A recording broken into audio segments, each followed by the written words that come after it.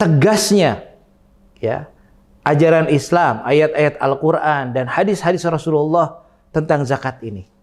Karena zakat ini ya, kalau dibandingkan dengan ibadah-ibadah yang lain, kalau ibadah sholat ketika ditinggalkan, maka pengaruhnya hanya kepada diri sendiri, yaitu dosa besar bagi diri sendiri. Tetapi kewajiban zakat kalau kita tinggalkan, maka akan ada entitas, akan ada orang-orang yang terdolimi haknya, ya, yaitu asnaf zakat. Mereka-mereka yang berhak menerima zakat itu terdolimi gara-gara kita tidak menunaikan zakat. Ada hak orang lain di sana.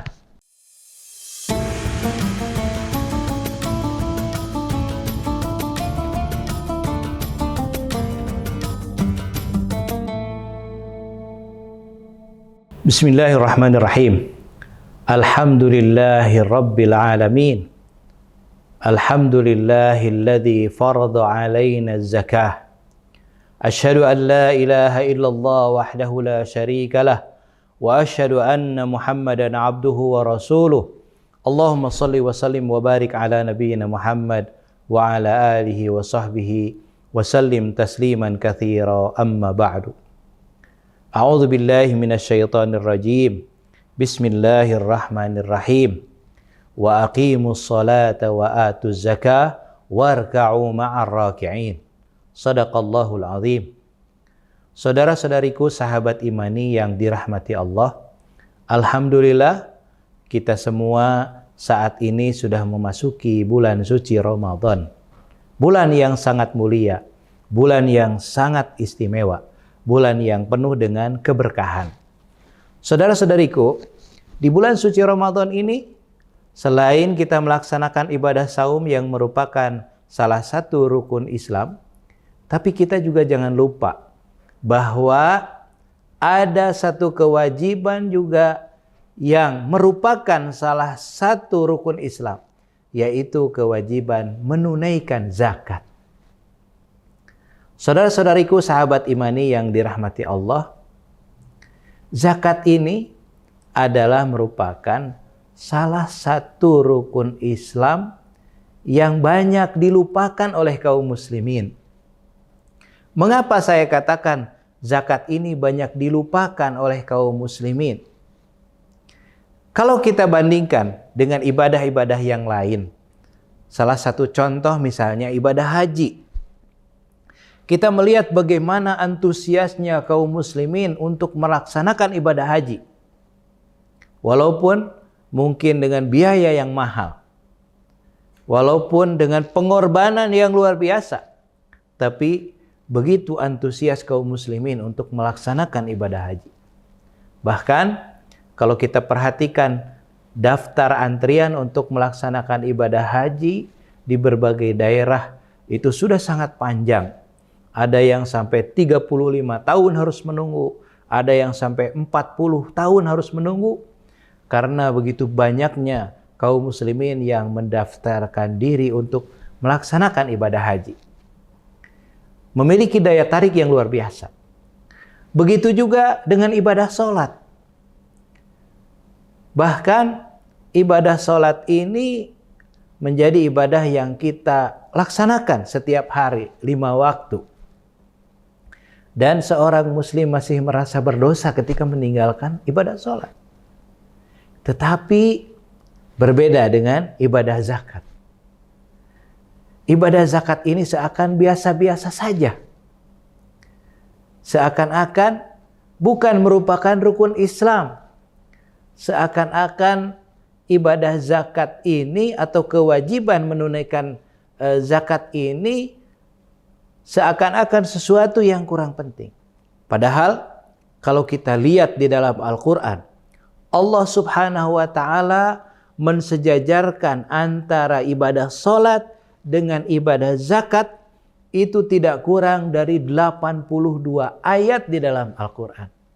Salah satunya dalam ayat yang tadi dibacakan, aqimus shalah wa atuz zakah. Dirikanlah sholat dan tunaikanlah zakat.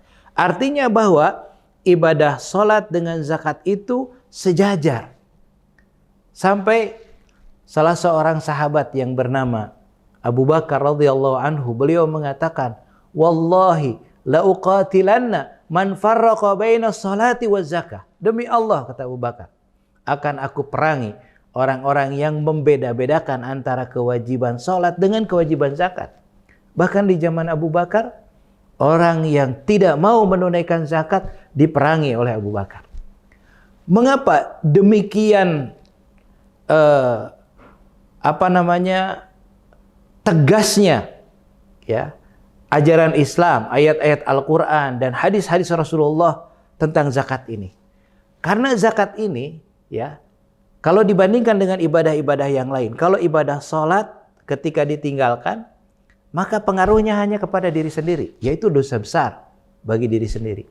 Tetapi kewajiban zakat, kalau kita tinggalkan, maka akan ada entitas, akan ada orang-orang yang terdolimi haknya, ya, yaitu asnaf zakat. Mereka-mereka yang berhak menerima zakat itu terdolimi gara-gara kita tidak menunaikan zakat. Ada hak orang lain di sana. Gitu ya.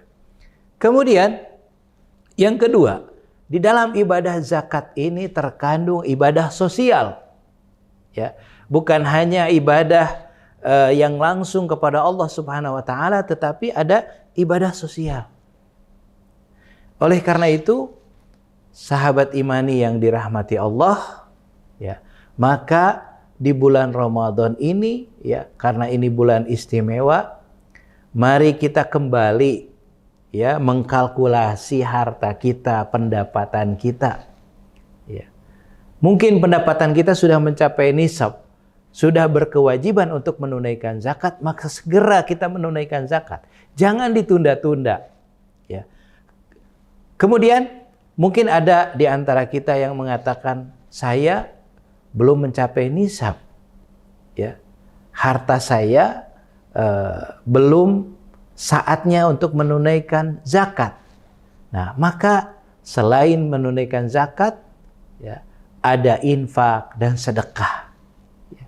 Walaupun mungkin harta kita belum mencapai nisab zakat, maka kita keluarkan infak dan sedekah untuk membantu saudara-saudara kita yang tidak mampu.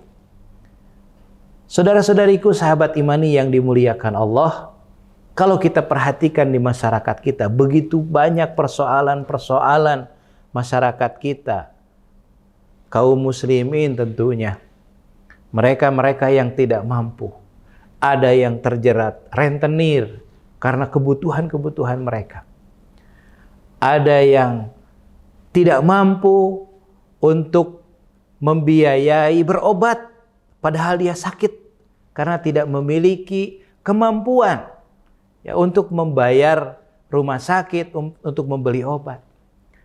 Ada orang-orang yang potensial, mereka punya kecerdasan, tetapi tidak bisa melanjutkan pendidikan karena tidak punya biaya. Maka dana zakat ini akan sangat bermanfaat untuk mereka. Ada yang ingin mengembangkan usahanya, tetapi tidak punya modal. Dia punya potensi, tapi dia tidak punya modal. Ya, modalnya kurang. Maka dengan dana zakat ini, kita berikan modal, kita tambah modalnya, kemudian kita latih bagaimana manajemen keuangannya, kita tingkatkan skill, cara marketingnya dan lain sebagainya, cara jual belinya, strateginya dan lain sebagainya, kita tingkatkan skillnya dengan dana zakat ini. Maka mereka-mereka yang kurang berdaya, kurang mampu akan diberdayakan. Mereka-mereka yang punya potensi di bidang pendidikan, kita berikan beasiswa kepada mereka. Dan potensi zakat di Indonesia ini luar biasa. Para ahli, ya, mereka menghitung, para ahli ekonomi, ya, mereka pegiat zakat, para pakar di bidang filantropi, mereka mengkalkulasi bahwa potensi zakat di Indonesia itu lebih dari 300 triliun. Kalau seandainya kaum muslimin menyadari mereka semua mengeluarkan zakat karena ini sebuah kewajiban, maka akan bisa membantu saudara-saudara kita yang kurang mampu. Saya yakin insya Allah Tidak ada lagi orang yang kelaparan. Tidak ada lagi orang yang tidak bisa melanjutkan sekolah, melanjutkan pendidikan karena tidak punya biaya. Tidak ada lagi orang yang dia sakit dan perlu pengobatan, ya, perlu dirawat, tapi dia tidak bisa dirawat, tidak bisa berobat karena tidak memiliki biaya. Insya Allah bisa kita bantu mereka, dan tentu saja pahala ini akan mengalir bagi para pengelola zakat maupun bagi yang menunaikan zakat. Saudara-saudariku sahabat imani yang dirahmati Allah, satu lagi yang saya ingin ingatkan, bahwa agar dana zakat ini betul-betul optimal, agar dana zakat ini betul-betul sampai kepada yang berhak, kemudian tidak hanya sekedar dibagi-bagi, maka mari kita tunaikan zakat kepada lembaga yang formal. Karena dengan lembaga formal ini, dana zakat akan dioptimalkan untuk membantu saudara-saudara kita yang tidak mampu, ya, dengan sasaran yang tentu saja sudah memiliki datanya, petanya, kemudian apa yang harus dilakukan untuk memberdayakan umat, untuk memberdayakan saudara-saudara kita yang tidak mampu, sudah memiliki program-program yang baik, ya, program-program yang efektif untuk membantu saudara-saudara kita yang tidak mampu. Saudara-saudariku, sahabat imani yang dirahmati Allah, mudah-mudahan di bulan Ramadan ini Allah Subhanahu wa taala membukakan hati kita untuk menunaikan ibadah zakat, untuk membantu saudara-saudara kita yang kurang mampu, sehingga insya Allah mereka-mereka yang tadinya tidak berdaya mudah-mudahan menjadi berdaya.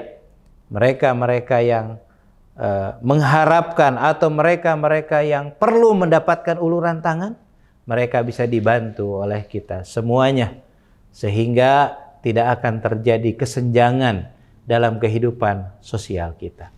Itu saja yang bisa saya sampaikan, mudah-mudahan ada manfaatnya untuk kita semuanya. Mohon maaf apabila ada kata-kata yang kurang berkenan, yang benar datangnya dari Allah Subhanahu wa taala dan yang keliru datangnya dari saya sendiri. Hasbunallah wa ni'mal wakil, ni'mal maula wa ni'man nasir. Wassalamualaikum warahmatullahi wabarakatuh.